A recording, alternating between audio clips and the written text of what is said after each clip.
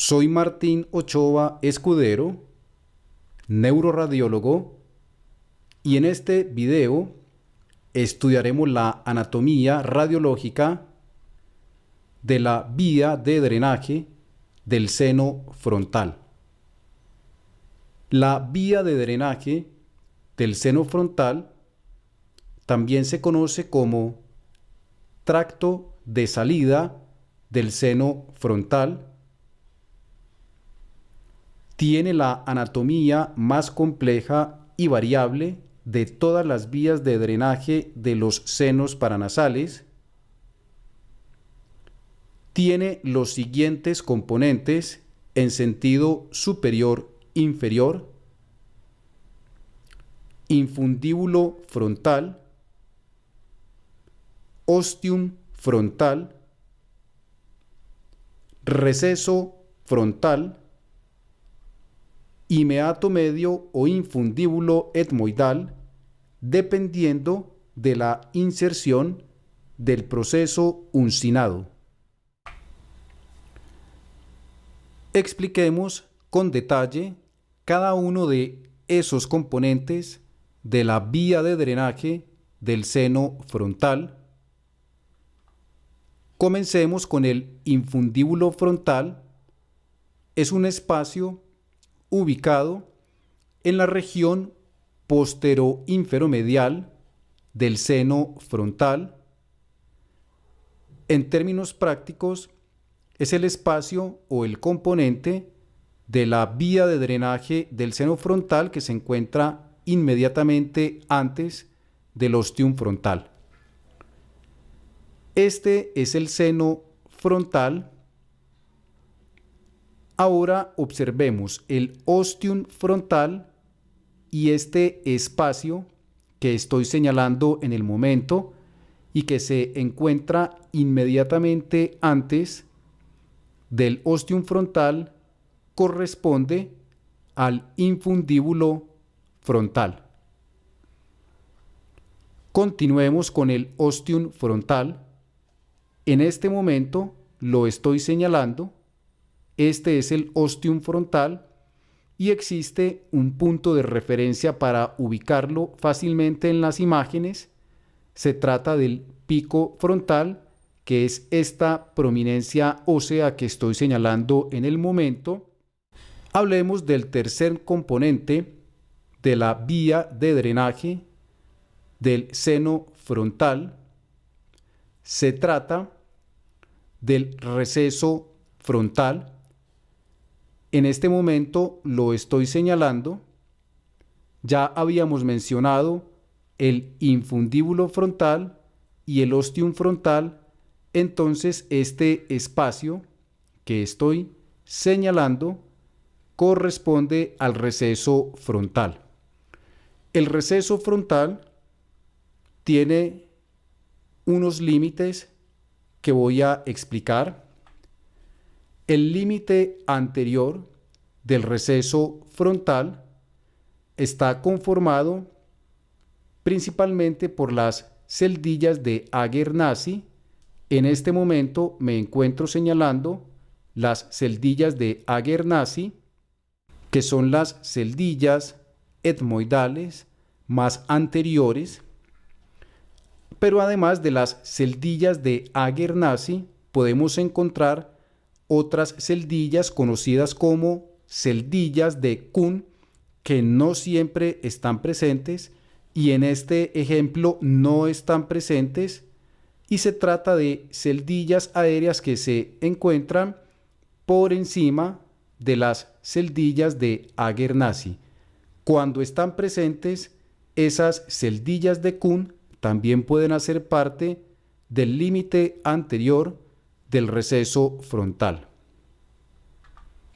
Con respecto al límite posterior del receso frontal, el principal componente es la bula etmoidal, que la bula etmoidal es la celdilla etmoidal anterior dominante.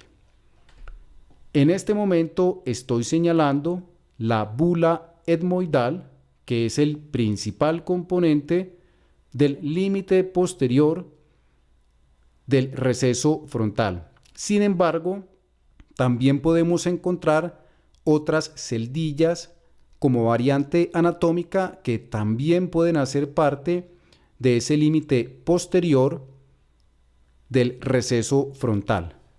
Una de esas celdillas es la suprabular. En este momento la estoy señalando, en este ejemplo está presente, y es una celdilla aérea que se encuentra por encima de la bula etmoidal. Además de esta celdilla existe otra conocida como celdilla bular frontal. En este ejemplo no está presente, pero se trata de una celdilla que se ubica por encima de la bula etmoidal y se extiende hasta el seno frontal, sobrepasando el ostium frontal. Entonces, el límite posterior del receso frontal está constituido sobre todo por la bula etmoidal y cuando están presentes la celdilla suprabular y la celdilla bular frontal. Con respecto al límite lateral del receso frontal, el principal componente es la lámina papirácea, pero también las celdillas de Aguernasi y las celdillas de Kuhn, cuando están presentes, pueden hacer parte de ese límite lateral del receso frontal. Con respecto al límite posterolateral del receso frontal, existen unas celdillas conocidas como etmoidales supraorbitarias. Cuando están presentes, son celdillas que se ubican, como lo indica su nombre, por encima de la órbita en el techo orbitario. Y con respecto al límite medial del receso frontal, está constituido por la lamela vertical del cornete medio, la cual estoy señalando en este momento. Con respecto al último componente de la vía de drenaje del seno frontal, se trata del meato medio o del infundíbulo, dependiendo de la inserción del proceso uncinado, el cual estoy señalando en el momento. Cuando el proceso uncinado se inserta en la lámina papirácea, lo cual sucede en las 2/3 partes de los casos, el drenaje pasa del receso frontal directamente al meato medio, el cual estoy señalando en el momento. Cuando la inserción del proceso uncinado ocurre en la base del cráneo o en el cornete medio, el drenaje, luego del receso frontal, pasa inicialmente al infundíbulo etmoidal, que estoy señalando en el momento, y luego pasa al meato medio a través del hiato semilunar. En la primera parte del video explicamos los diferentes componentes de la vía de drenaje del seno frontal. Ahora, en esta segunda parte, mostraré ejemplos que he visto en la práctica sobre diferentes vías de drenaje del seno frontal con varias de las variantes anatómicas que mostramos. Comencemos con una vía de drenaje del seno frontal más o menos sencilla, en el sentido de que no tiene muchas variantes anatómicas. En este ejemplo vemos el seno frontal. Ahora estoy señalando el infundíbulo frontal y ahora estoy señalando el pico frontal, que es el punto de referencia para ubicar el ostium frontal. Y debajo del ostium frontal encontramos el receso frontal. En este caso, sus límites anteriores están conformados por la celdilla de Aguernasi, no tenemos celdillas de Kuhn, y los límites posteriores de esta vía de drenaje del seno frontal, o mejor, de este receso frontal, están conformados por la bula etmoidal, y observemos cómo por encima de la bula etmoidal identificamos otra celdilla aérea que corresponde a una celdilla suprabular. Continuemos con otro ejemplo. Este es el pico frontal y por lo tanto este espacio corresponde al ostium frontal, y debajo del ostium frontal encontramos todo este espacio que corresponde al receso frontal. En este caso, los límites anteriores de este receso frontal están constituidos por la celdilla de Aguernasi, que de hecho me parece que está un poco prominente y generando disminución de la luz de este receso frontal. Y observemos cómo por encima de esta celdilla de Aguernasi encontramos una única celdilla aérea que corresponde a una variante anatómica. Se trata de la celdilla de Kuhn, o sea, una única celdilla aérea por encima de la celdilla de Aguernasi. Los límites posteriores de este receso frontal están constituidos por la bula etmoidal, y considero que esta pequeña celdilla aérea corresponde a una celdilla suprabular.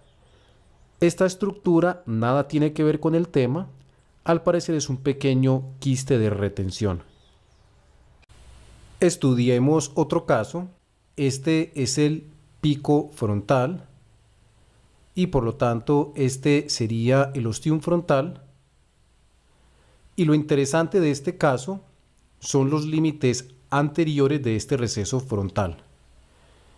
Estoy señalando la celdilla de Aguernasi y miremos cómo por encima de la celdilla de Aguernasi encontramos dos celdillas aéreas adicionales. Esta variante anatómica corresponde a unas celdillas de Kuhn tipo 2, o sea, dos o más celdillas aéreas por encima de la celdilla de Aguernasi, haciendo parte de los límites anteriores del receso frontal. Analicemos otro caso. Miremos los límites anteriores de este receso frontal. Me encuentro señalando la celdilla de Aguernasi, y lo interesante de este caso es que por encima de esta celdilla de Aguernasi encontramos esta celdilla aérea prominente que, además de estar por encima de la de Aguernasi, sobrepasa el ostium frontal en sentido superior y logra extenderse hasta el seno frontal. Esta variante corresponde a una celdilla de Kuhn tipo 3.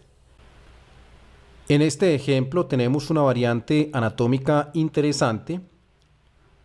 Vemos el seno frontal, incluso podemos visualizar un septo dentro de este seno frontal. Ahora observemos el ostium frontal y debajo del ostium frontal el receso frontal. Miremos los límites anteriores de este receso frontal constituidos por una celdilla de Aguernasi. Lo importante en este ejemplo es esta celdilla aérea única, aislada, que se encuentra por encima del ostium frontal dentro del seno frontal. Corresponde a una variante anatómica llamada celdilla de Kuhn tipo 4.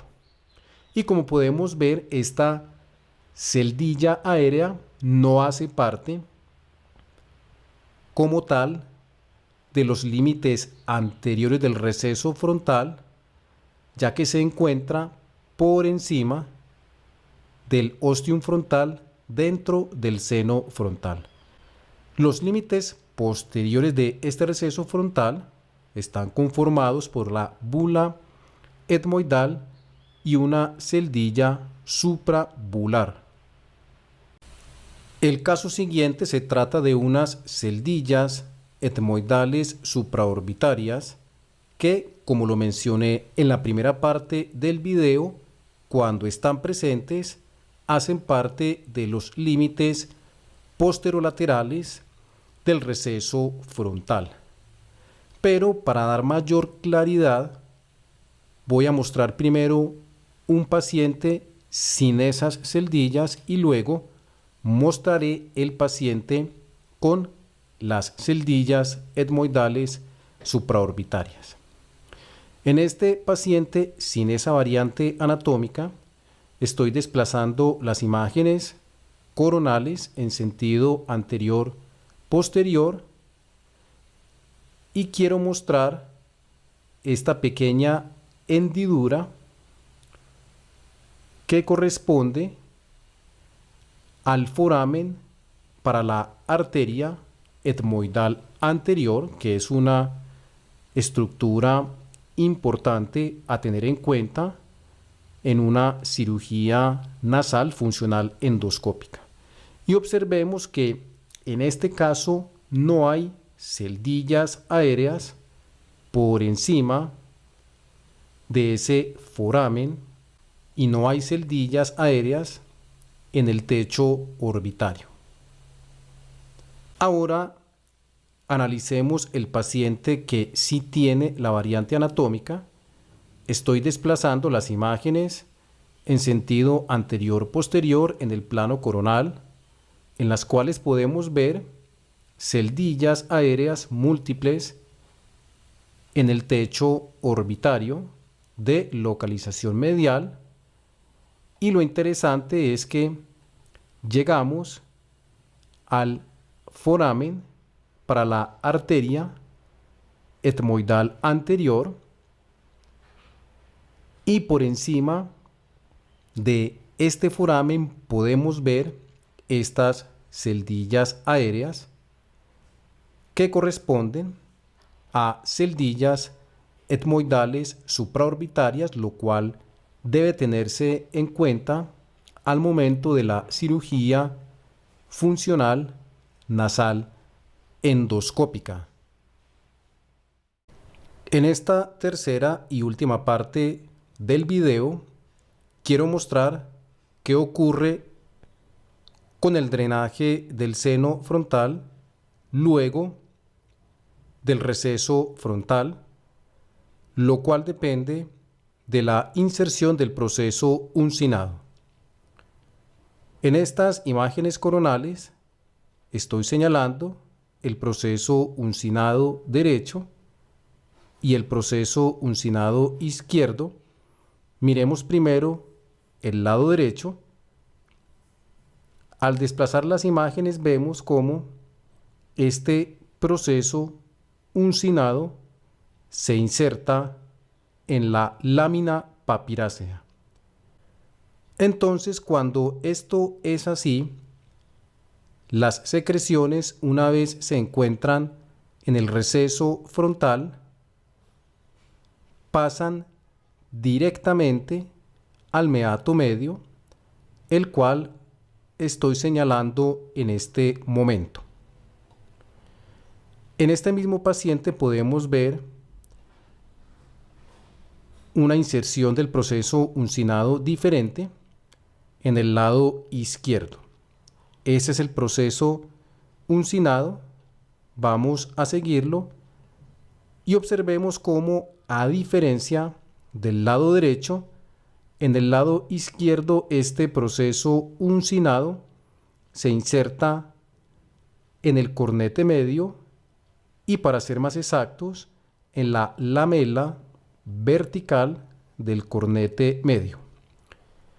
Cuando esto ocurre, las secreciones que están en el receso frontal primero llegan al infundíbulo, el cual estoy señalando en el momento, y luego del infundíbulo etmoidal pasan al meato medio a través del hiato semilunar.